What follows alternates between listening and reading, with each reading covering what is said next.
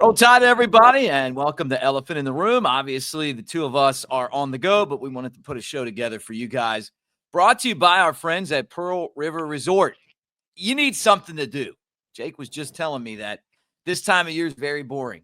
Not if you go to Pearl River Resort. Dancing Rabbit Golf Clubs, the Augusta you can play without a membership. The Azaleas, the Oaks, two amazing courses, 18-hole courses there. You can stay in the clubhouse. Then you can ride a golf cart over to Silver Star, hit the slots and the table games. They also have a sports book. They got a water park. They got it all at Pearl River Resort. All right, let's get this party started, everybody. Roll Tide, and let's talk a little Bama. But first, let's play the opening.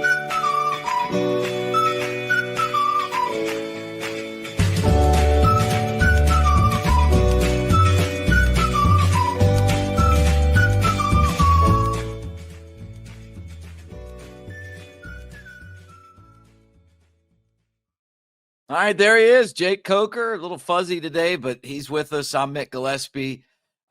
We're talking Bama. I want to start with this right here. Nike just signed Ryan Williams to a pretty hefty NIL deal. I feel like this is what NILs are supposed to be for, right? Like, this isn't one of those deals where somebody's just paying you to show up. Like, they like his ability on the football field. They like his character and his personality, and he's being rewarded for it. Well, yeah, this is what you and I have talked about since day one, or at least I know I have. Is those are the kind of guys. That's how NIL is supposed to work. Nike doesn't give a damn about Alabama. I mean, they're Oregon. I mean, I could see some Oregon guys getting some NIL, checks that don't really make sense. But this is one where, you got your Bryce Youngs, you got your big time guys that hang in there, that play for the school, that have gotten national notoriety, and they get paid out on NIL deals that have nothing to do. It's not a favor. It has nothing to do with how much not care about, Ryan Williams or Alabama. Now, of course, I mean, Alabama's a Nike team, so it helps that he, wears nothing but Nike off the field. So I'll give it to him on that. It'll help out, but that's a well-deserved check, and hopefully, hopefully he keeps putting forth, the last year. He seems to have a great head on his shoulders, so don't see him as a guy that's going to be getting in trouble off the field. That's going to do anything. Ryan Williams, I mean, this was a smart business move by him, leaving high school at Saraland a year early and going to college, because the NIL game's about to change, right? I don't think he's one of the guys that's going to be affected. They're supposedly going to have a clearinghouse that checks the validity of NIL deals, right? And so just getting into the game a year early from a business standpoint is great. And then, he's expected to have a Heisman Trophy run type season for Alabama. So Nike catching on to that, he's got the kind of talent. And you keep hearing Kalen DeBoer talk about his work ethic as well, right? That he is a guy that is very motivated to be his best. And to me, that's important too. Just as much as the talent on the field is even more so. And I saw the clip of you throwing the touchdown to Calvin Ridley at the Georgia game in 2015. They're like, and here's the freshman, and they're going Amari Cooper and this guy and that guy. Those players don't become stars just because of talent. They become stars because of talent and the willingness to put the work in. Well, this is something we've talked about as well. Some other schools, you're not going to get that exposure. I'm sorry, but for our in-state kids looking at Alabama and Auburn, you can get a one-off year where Auburn has some stars that stick out, like Alabama. It would take a lot of special performances, but Alabama as a brand is on a national stage, and it means something to play Alabama every year. I don't care if it's a bad year. If you beat Alabama, last year, look how many schools rushed the field, even though, it's not like we had the best year. We're always in the conversation. If you play at Alabama, you're going to get a platform, and you're going to be able to market yourself. a lot of that falls on you. But Alabama, I mean, we did the New Wave podcast with Ryan Williams and Bachway, all those guys. But they had a team behind them that is with Alabama that is doing the best they can to promote them and get their image out there. You've got support, you've got help, not only because Alabama's a prominent program, but they're putting in the resources that allow these guys to understand how to market themselves and do it the best way possible. And again, if I think you pick Alabama, because it's Alabama, because of the history, because you love Alabama, you're from the state. And if you're looking at NIL, there's really no telling what kind of legislation is going to be put through over the next year or two. Maybe there is a salary cap. There's a limit to how much you can get paid, and at that point, it all depends on how well you're marketed. You got to take that into account. And Alabama, you say that now there's going to be boards in place to check the legitimacy of these NIL deals. Well, at Alabama, you got a good chance of getting national brands to reach out to you because of your performance, and you got to look at that as well. And I look at the SEC. It's Alabama and Texas from a marketing standpoint. Probably Tennessee probably falls in there too, a little bit of Florida, but there's not a whole lot of teams in the SEC outside of Texas and Alabama that are going to get more national exposure, right? I mean, and you can say that the donors, they got more money, but you don't know what the legislation is going to look like moving forward. And really the only thing you can count on is your performance and the exposure that you get. And between Alabama and Texas, that's the top two in the SEC, in my opinion. And again, you may have Tennessee. Tennessee's probably in there, I would think, a little bit if they pick up their game. I mean, they've won a few big games over the last few years, but they haven't made it to that point where they're relevant like we talk about Texas now, who's Coach Sark has really reinvigorated that program with Arch coming in, making it to the playoff last year, all that. I mean, I think they're getting to that point where they're legitimate performance-wise. They've always had the brand, and Alabama, to me, has the brand because of winning and also the history. It's going to be hard to deplatform us, but you hope so anyway, right? I mean, yeah, you lose games like Oklahoma and Michigan, and things can come off the rails fast. I saw it back after Gene Stallings left, and the spiral that went down after that. But hopefully, with talent coming in and the facilities too, that Bama will continue to get the players that you need to have to win, right? I thought this was interesting. SEC media made their votes, right? Texas, they got them winning the SEC, 96 first place votes. Georgia second with 44. Bama 29 falls off pretty far to third, right? LSU 24th. South Carolina got 5 votes. I could see that. Florida got a couple of votes. People feel like they're going to be a lot better. Ole Miss got a vote. Okay, that's fine with me. Tennessee got a vote. Yeah, you're stretching it. Oklahoma got 3. Come on. But Auburn getting a first place vote is hilarious. And then Vanderbilt, who's picked Auburn's 11th and Vanderbilt picked 13th, had 2 first place votes. Who in the hell's voting in this? Sounds like maybe Hugh Freeze or Jimmy Rain. I don't know. The Yellowwood guy. Come on, man.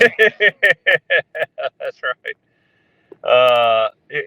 These polls, preseason, you never know in the preseason. I mean, you literally never know. And you can take all the measurables you want.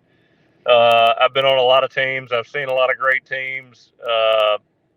Seen a lot of talented teams that weren't worth a damn. You can put all the pieces in place that you want to. I've always said, at talented teams, well, at this point, talented teams will make the playoff in the top 12, but leadership determines whether you win a national championship or you peter out at the end. Because, again, at the end of the day, if you don't have much leadership, and I mean, you can get to that playoff spot if you just have better dudes than everybody else. But if you don't have that leadership, keeping everybody in the building, in the hotel, not doing wild shit during playoff time, I mean, that separates the guys that win versus the guys that lose. I mean, I've always, it's not a very sophisticated saying, but you got to keep the main thing, and that's winning ball games. And if the emphasis is not on that, if you're into going out and having a good time, or you're in it for the lights and the cameras, then you're not going to win championships. And that to me, the leadership on those teams is what has made the difference. And the preseason polls, I think that kind of tells you where you're at talent wise, but in terms of whether you're a good team or not, that has no bearing on the ultimate results of the year. Hey guys, we're presented by Residence Inn by Ocean City, Maryland. What a beautiful place. Look at the view of that awesome hotel right there on the water, near Secrets Bar, near the boardwalk, all the great seafood restaurants. This is one of the most beautiful places to go to the beach in the entire world. And it's in Ocean City, Maryland. Our guy Keith he's the main guy there. And we've actually seen our friends from the next round swing out there and do shows. We're planning on getting out there soon. So take advantage of it. Go buy those, see them back to back coastal style hotel of the year, the Residence Inn by Marriott right there in Ocean City. When you talk about this past week in Atlanta, the SEC Media Days, some of the things that we saw there, Greg McElroy starting that rumor that Nick Saban could be returning to college. We heard Deontay Lawson basically saying that his health is, is going to be good. He's expecting to be ready to go. We talked about Florida State and their quarterback and the trash talk. And the thing to me, and I wanted you to kind of talk about, was they really didn't get any update on the quarterback. We didn't have Ty Simpson there. We didn't have Keelan Russell there. We didn't have Austin Mack there. No quarterbacks were in Atlanta. I thought it was interesting that when Milroe was struggling at the end of the year, we never pulled Ty Simpson in. We just kind of rode down the river with struggling Milroe. I felt like part of that, in my opinion, was that Milroe stuck by Alabama, and I think that Kalen DeBoer wanted to stick by him when a lot of us would have loved to have seen Ty get the experience there. But there wasn't a whole lot of talk. Hey, he's good, basically talking about Simpson. But then Kalen DeBoer went on to say, but you know what? All the quarterbacks are doing well. Yeah, I mean, I don't think there's any really great way to handle this. I mean, look, if it's absolutely undoubtedly over, then I think you bring Ty there.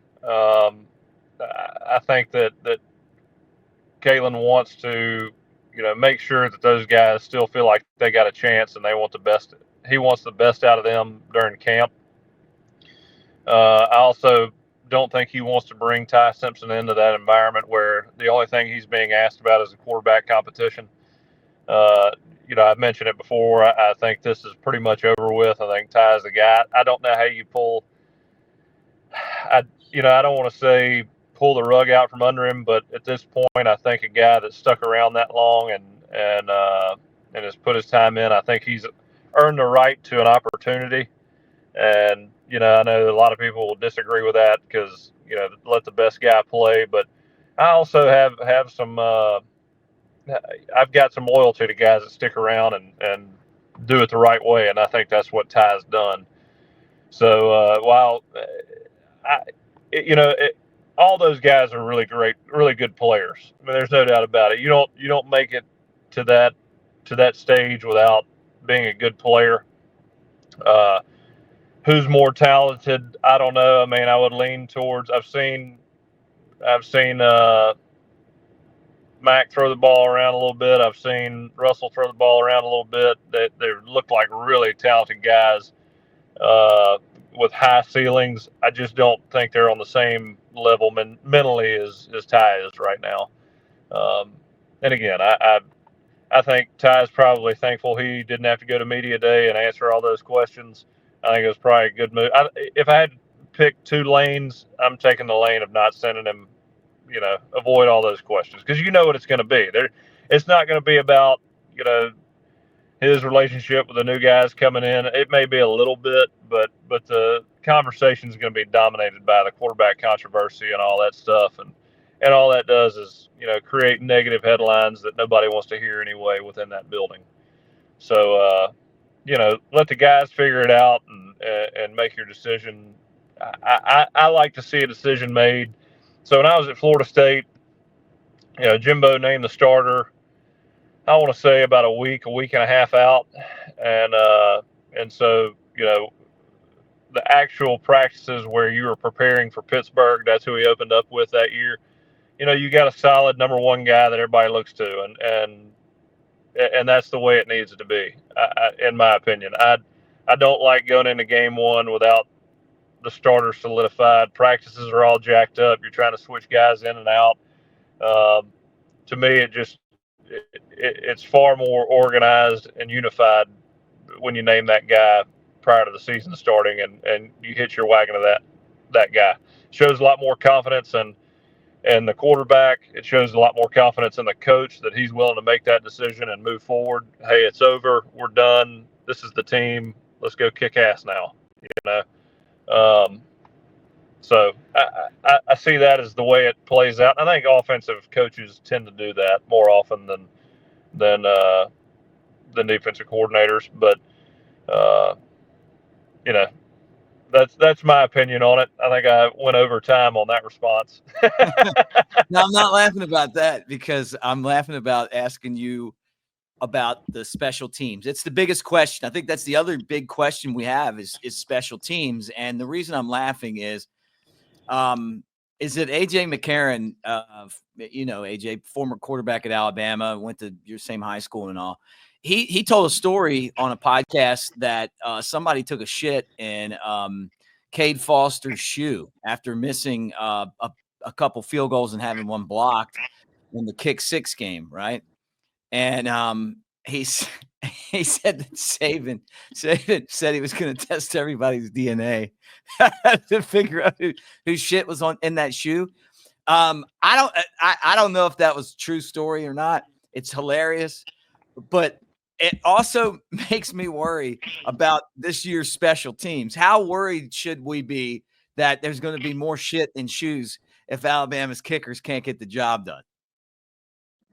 I don't know if this generation, has it in them to come up with some kind of punishment like that. I mean, that's some old school stuff right there. Do we know who put the shit in? Hey, I've heard some stories. I am not I wasn't on that team, so it's not my place to comment on it. I mean, so you might know or you might not know. I've heard stories about who it is, but hey, again, it's not my story to tell. They said all I can say about that story is his sock came out brown. And Saban was pissed in the DNA test. Saban probably loved it. All I can say is, I mean, if it was who I heard it was, then Coach Saban may have got the DNA and was like, well, there's nothing I can do about this.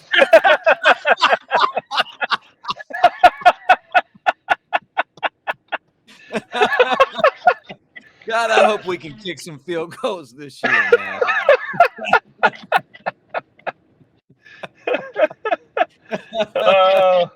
One of those deals where he's like, okay. Yeah, find out who it is. You're just like, yeah, we can't punish that guy.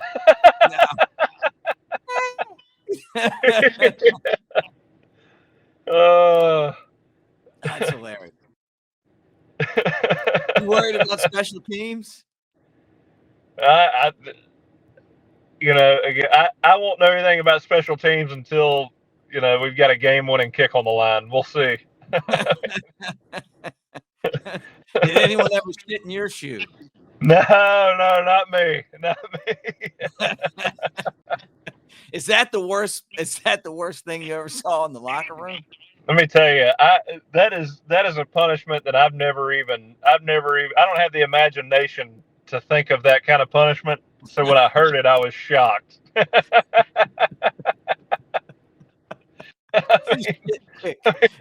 got to go to some dark places to come up with that. You're pissed. Hey, you're probably watching the replay of that kick six over and over again, and somebody had to pay, right? See, I've heard it was a different game. I don't know. There's all kinds of rumors about it. Might not have been that. Yeah. I don't know. But there was shit in shoe, is what you're saying. That part of it, Hey, no, I was told a story. I don't know if it's true or not. It's not my story to tell. It is not my story to tell. If you shit in someone's shoe, would you go get dog shit or would you scoop it out of the toilet?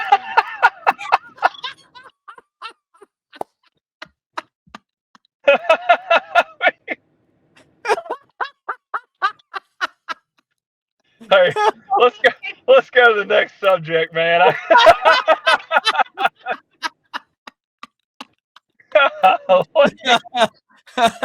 We'll leave the show right there. Hey, I want to remind you guys of what was actually on this week. I hope the special teams is not bad. We have no idea what the special teams is going to be like this year. And that's all SEC Media Days told us. That and we got to rehash one of the great A.J. McCarron stories, which, by the way, I do love all of his stories. All right, guys. That makes me just, I'm sitting there, I'm thinking about that Marlon Humphrey story I told on the last show, and then you bring up this story, and I'm like, man, I'd much rather take an ass whipping than find somebody's shit in my cleat.